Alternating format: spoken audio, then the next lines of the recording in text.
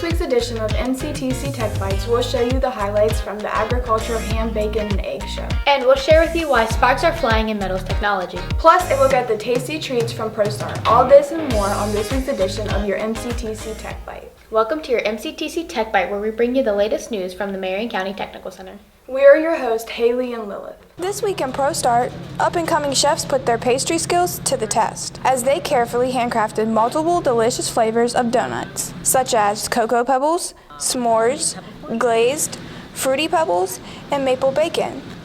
In celebration of St. Patrick's Day, ProStart students created and served shamrock shakes. Aerospace engineering continued their work with the wind tunnel. The wind tunnel is a large fan for testing airflow. They measure the lift and drag at different angles of attack. They will then use the data to chart their results and determine which airflow gives the best lift. Electrical Technologies Helpful Handyman began the installation of a red on-air light for the Broadcasting Technologies program. The signal outside the door makes those around aware that active recording is in progress inside of the classroom. The students also worked on conduit bending and continued to prepare for the upcoming Skills USA competition. The quest in metals technology continues as the class resumes restoration on the framework of a moon buggy.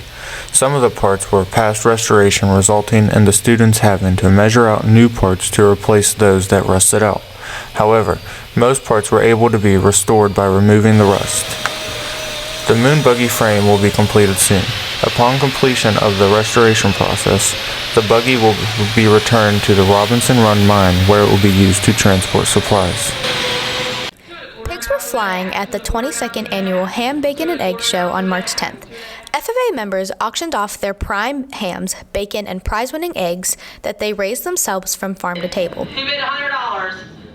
Local businesses such as Hometown Hot Dogs and Mannington Moose Lodge participated in the bidding. Auctioneer Tanya Decker announced prizes as FFA Grand Champion Caitlin Hoy showcased her brown eggs laid by her very own chickens. $100 on the eggs. He'd bid $100. He'd bid $50. Hometown Hot Dogs bid a hefty $200 on Katie's eggs, which went straight to her student funding. Sold to you $200.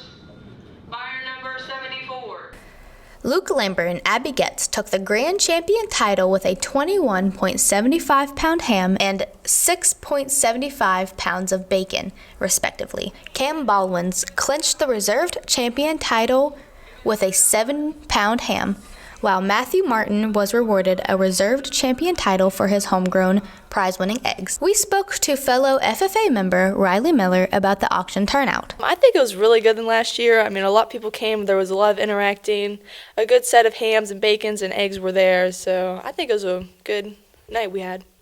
Thank you so much. Gearhead Garage's mechanics kept busy this week as they changed the brakes on a Nissan Frontier. The process begins with tire and old brake removal. After removal, they were then replaced with new, reliable brakes. Collision repair students fixed their focus towards sanding this week as they sanded the bumper of a 2004 Chevy truck and the shelves for a mobile cart. The general purpose behind sanding metal is to remove rust, deburr an edge, or to polish its surface. But if you use the wrong grit count on metal, it can cause irreversible scratches that can be hard to cover up. When sanding metal for the purpose of rust removal, edge deburring, or sanding finishes between coats, it is best to use a grit count higher than 220.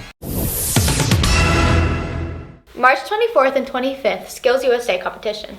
Good luck to all of those competing. Stick with MCTC Productions for all your latest tech updates. Stick around for our latest tech tip of the week segment.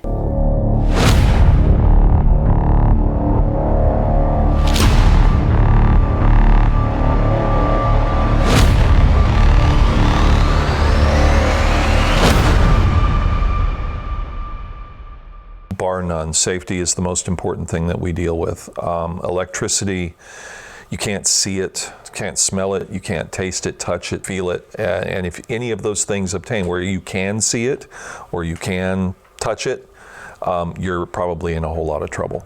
So we have to be very, very safe with everything that we do.